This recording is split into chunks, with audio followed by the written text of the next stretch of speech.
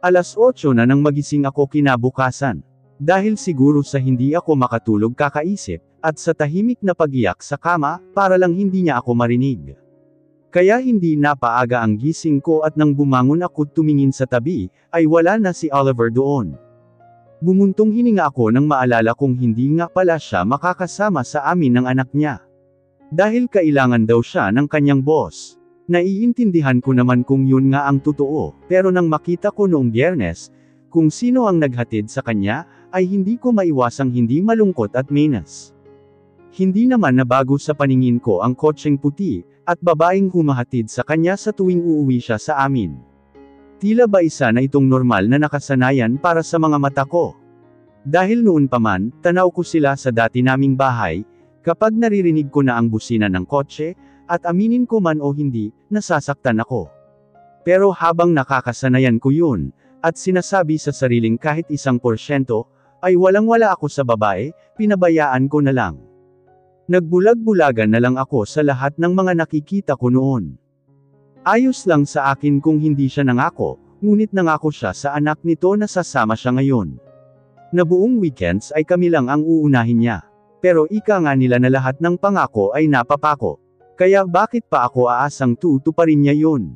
Muli akong napahugot ng malalim na buntong hininga, at saka bumaba na sa kama.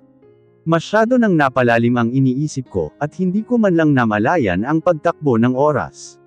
Kailangan ko pang maghanda para sa anak ko, dahil kahit na hindi namin kasama ang ama niya'y gagawin ko ang lahat, mapasaya ko lang to. Lumabas ako ng kwarto, at agad akong bumaba papuntang kusina.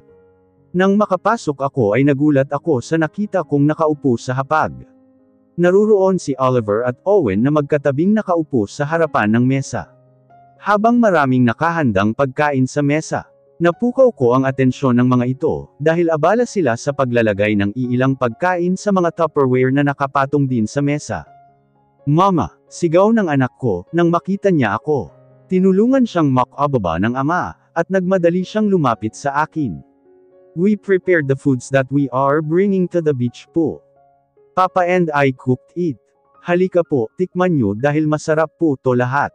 Nagpahila ako kay Owen nang hawakan niya ako sa kamay, at lumapit kaming dalawa sa pwesto ni Oliver na nakatingin ng diretso sa aking mga mata. Ang bilis ng tibok ng puso ko, dahil sa gulat na nandito siya ngayon, at nagluto pa para sa dadalhin namin mamaya. "Akala ko may pupuntahan ka ngayon." Mahina kong tanong nang makaupo ako sa harapan niya. Sumulyap ako sa anak ko na nakangiti lang sa tabi, habang tinitingnan ang mga pagkaing nasa harapan. Ibinaba niya ang hawak niyang kutsara, at saka tumingin ulit sa akin. Bumuntong hininga muna ito bago ngumiti.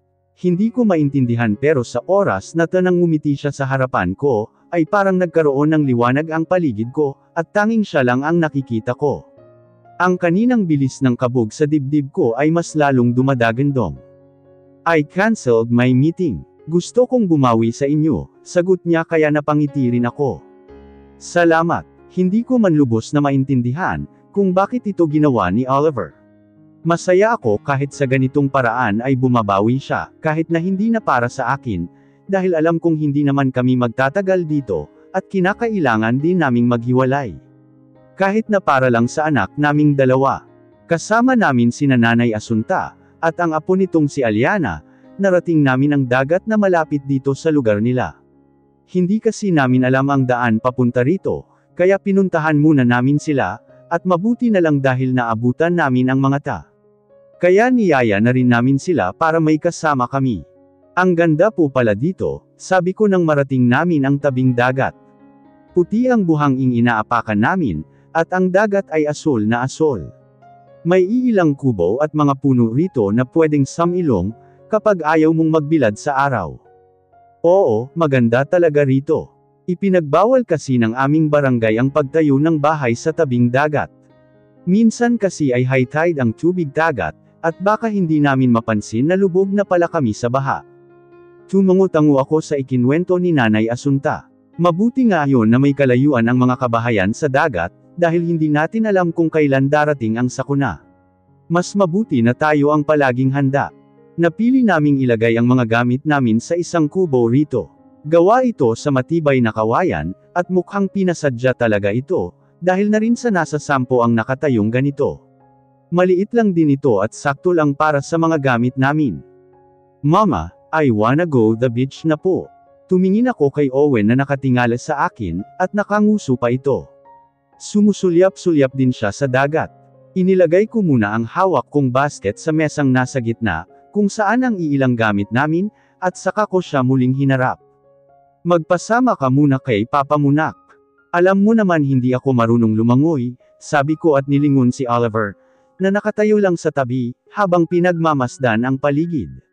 Samahan mo muna ang mga bata. Hindi ko alam kung narinig niya ba ang sinabi ko, pero mukhang narinig naman niya dahil lumingon ito sa akin. And you, aren't you want to learn how to swim? Tanong nito. Ngumiti ako at saka umiling. Susunod na lang ako mamaya. Medyo masakit kasi ang ulo ko, sabi ko dahil iyon naman ang totoo. Hindi ako masyadong nakatulog kagabi, kaya minsan ay ganito ang nagiging epekto. Sumasakit ang ulo ko, ngunit hindi naman ito yung nakakabiyak na ng ulo. Are you okay? We can go home if you're not feeling well. Natigilan ako dahil sa naging tono ng boses niya. Para bang nag-aalala ito sa kalagayan ko, pero nang mapansin kong nakatingin lang sa amin si Owen, ay naalala kong kailangan pala naming magpanggap para sa bata, ayos lang ako. May dala rin akong gamot para sa sakit ng ulo, kaya huwag mo na akong intindihin. Ikaw na muna ang bahala sa mga bata. Kahit parang nag-aalinlangan ang mga mata nito, ay wala itong nagawa nang humawak sa kanya ang anak niya't hinela ito. Kasama si Aliana ay umalis silang tatlo, para pumunta sa dagat. Nang makalayo-layo na sila, ay saka pa lang ako tumalikod at inayos ang mga dala namin sa mesa. Talagang mahal ka ng asawa mo iha. Nilingon ko si Nanay Asunta na abala sa pagbabalat ng dinala nitong prutas kanina. Paano niyo po nasabi, Nay? Tanong ko dahil sa pagkakaalam ko'y kinamumuhian ako ng ama ng anak ko. Kasal lang kaming dalawa dahil sa bata, pero ang totoo'y hindi naman niya ako mahal. Kaya nakakapagtaka kung papaano niya, nasasabi na mahal ako ni Oliver. At kung totoo man yun, isa na siguro ako sa mga masuswerteng babaeng nagmahal at minahal pabalik. Sa paraan ng tingin nito sa'yo, ganon na ganon ako tingnan ng asawa ko noon. Ngumisi ito at saka inabot sa akin ang binalatan nitong prutas. Isang sinserong ngiti lang ang isinagot ko kay Nanay Asunta. Dahil hindi ko naman alam kung ano ang sasabihin ko, at ayaw ko ring ipaalam na salungat ang nararanasan ko sa nakikita niya. Kung natutupad lang sana ang mga kahilingan ko, masaya ko siyang sasagutin ng, Nay, tama ho kayo. Maswerte nga ako dahil mahal ako ng asawa ko. At kung totoo man ang reincarnation kapag namatay ka, siya at siya pa rin ang mamahalin ko. Pero hindi totoo ang nakikita niya, o kung ano man ang iniisip niya. Ang lahat ng yun ay pakitang tao lamang, at hanggang sa mga pangarap ko na lang yun, na kahit kailan ay hinding-hindi matutupad. Bakla, nasaan ka ba? Ba't walang paramdam Tay? Nagkalimutan na. Natawa ako dahil sa sinabi ni Andoy. Nang sagutin ko ang tawag nito. Naririto pa rin ako sa kubong pinupwestuhan namin, at ang mga kasama ko'y nasa tabing dagat pa rin at naglalaro. Aalis na sana ako kanina para pumunta sa kanila, ngunit tumawag ito. Kaya wala akong nagawa kundi sagutin, at saka naalala kong hindi pala ako nagpaalam sa kanya na may pupuntahan kami. Nasa isang isla lang ako, Doy. Kumusta ka? Sagot ko at tanong na rin sa kanya. Aba naman friend, ano ang ginagawa mo riyan? At bakit ka napadpad sa isang isla? Lumayo ka ba sa asawa mo?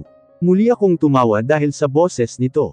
Yung parang Marteng Seniorita sa isang telenovela, pero ang itsura at postura ni Andoy ay lalaking-lalaki. Hindi. Isinama kami rito dahil dito siya nagtatrabaho. Isinama. Nagpapakatanga ka na naman. Akala ko ba'y makikipaghiwalay ka na? Napansin kong nakatingin si Oliver sa pwesto ko, nang tumingin ako sa kanilang direksyon. Bumabawi lang siya sa bata, Doy. At saka 2 buwan lang naman kaming mananatili rito. Pagkatapos ng lahat ay aalis na kami ng anak ko, sagot ko sa kanya. Mabuti naman at naiisip mo pa yan.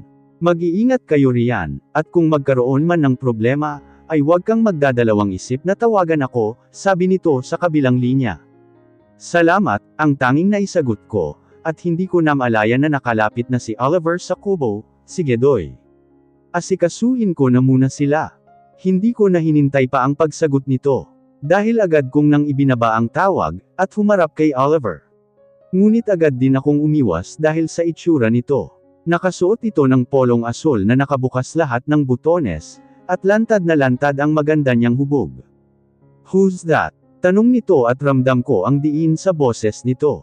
Si Andoy. Nangangamusta lang, sagot ko sa kanya. May balak ba siyang kunin kayo rito? Muli akong napatingin sa kanya, dahil sa tanong nito.